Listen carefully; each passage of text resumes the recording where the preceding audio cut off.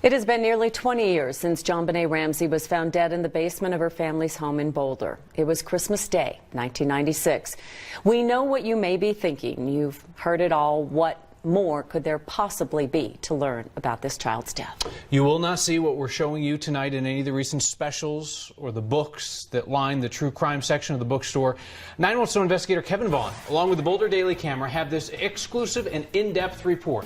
It shows that the DNA investigators have been relying on may not be the killer's DNA after all.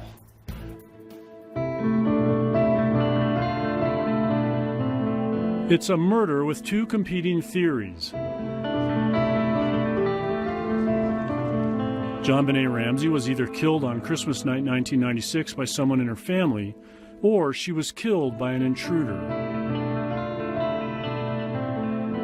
For more than a decade, those theories played out in the tabloids, on talk radio, even inside the investigation.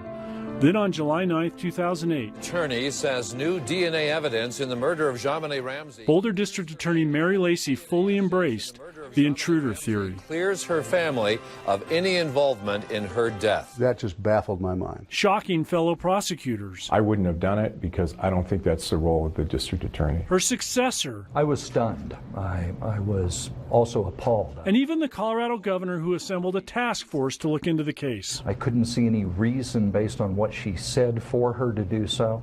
Had never seen anything like that in the past from any other prosecutor, and just couldn't believe she chose to do that. Lacy's decision was based on DNA she said was conclusive. DNA she said JonBenét's killer left behind on her panties and long johns. DNA that would crack the case if it could just be identified or matched. But the actual DNA test results Mary Lacy used to clear the Ramseys, obtained exclusively by 9 News and the Boulder Daily Camera, tell a very different story. So I was always surprised at what she did, and now I'm deeply concerned. It's the latest controversy in a case full of problems.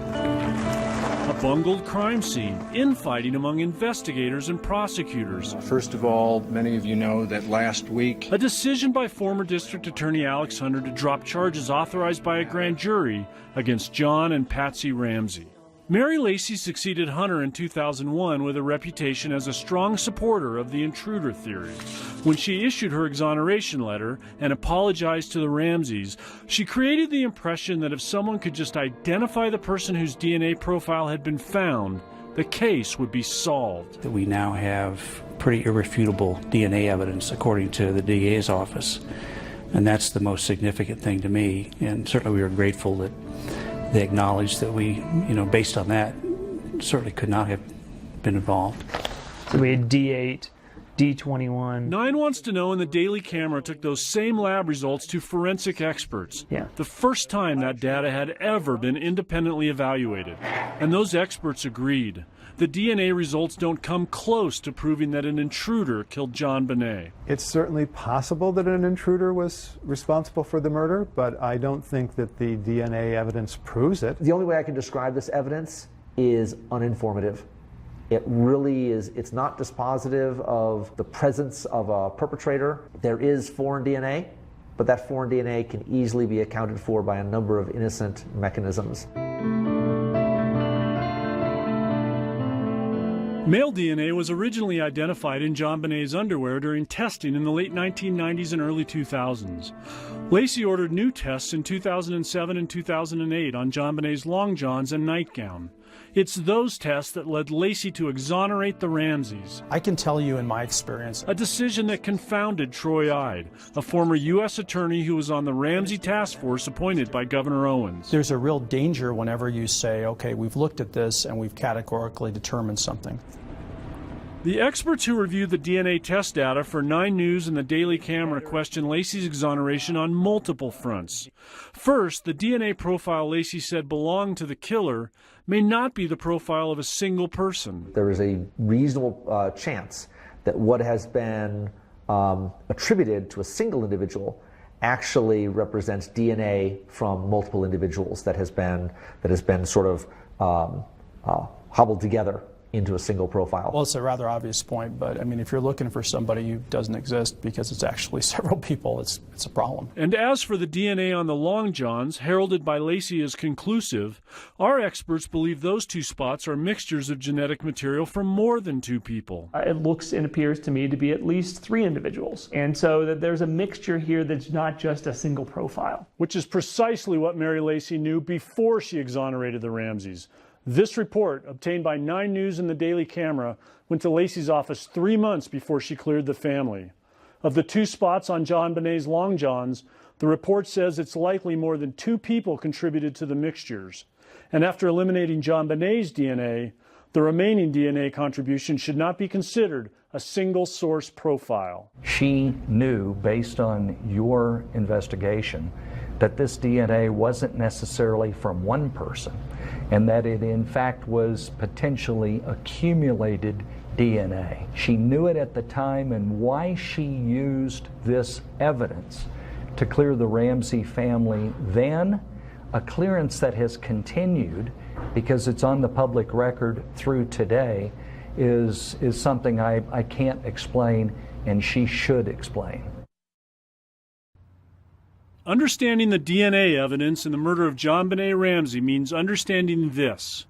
Everywhere we go, we leave little bits of ourselves. Really talking for 15 to 30 seconds is enough to detect a DNA profile on the desk in front of you. That reality challenges one of the central tenets of the DNA evidence in the JonBenet Ramsey case.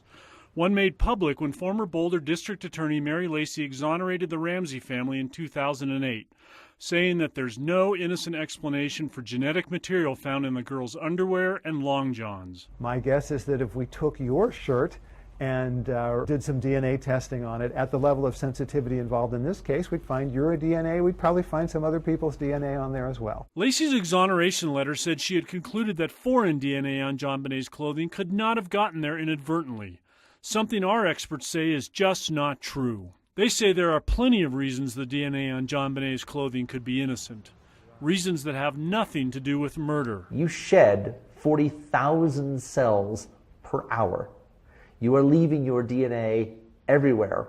When wherever you go physically, you're leaving a small part of yourself. Mary Lacey discounted that possibility when she issued her letter exonerating the Ramseys and concluding the DNA must be the killers. I thought that was a bit of a leap to claim that there couldn't be an innocent explanation for what was found. How did Lacey's conclusion differ so much from the actual DNA tests?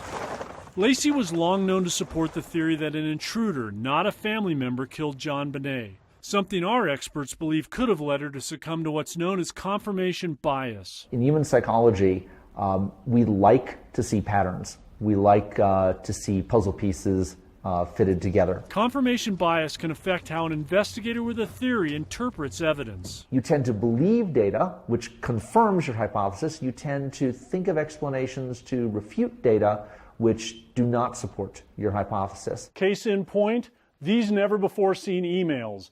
They show that after preliminary tests found the presence of unknown male DNA on JonBenet's long johns, an investigator in Lacey's office replied that his bosses didn't see the need for additional testing. It sounds like they got a result that they were looking for and decided to quit while they were ahead. The lab that Lacey used later provided her with reports showing that the unknown DNA on the long johns was likely part of a mixture of genetic material from more than 2 people, but that was never before made public until now. She issued her exoneration in spite of the confusing DNA results, an exoneration the family still points to as proof they were not involved. Just last month, Ramsey lawyer Lynn Wood used the exoneration to challenge news reports suggesting it could be a family member who killed JonBenet. In a tweet, Wood said, in 2008, Boulder DA publicly exonerated them and apologized. DNA evidence conclusive. End of story. And in another tweet, he said, this is a DNA case, plain and simple. No, it is not. It's clearly not.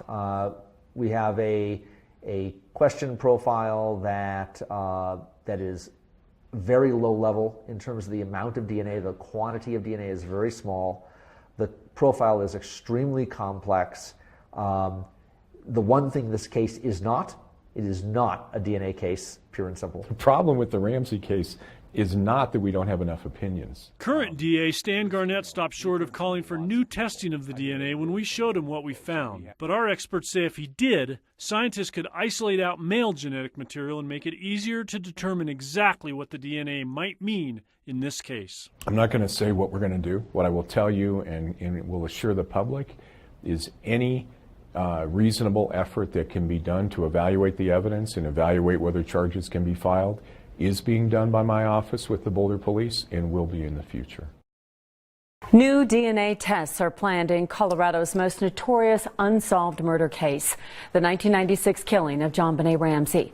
The move comes after a 9 News Boulder Daily Camera investigation which raised questions about the DNA evidence used to clear the girl's family of suspicion.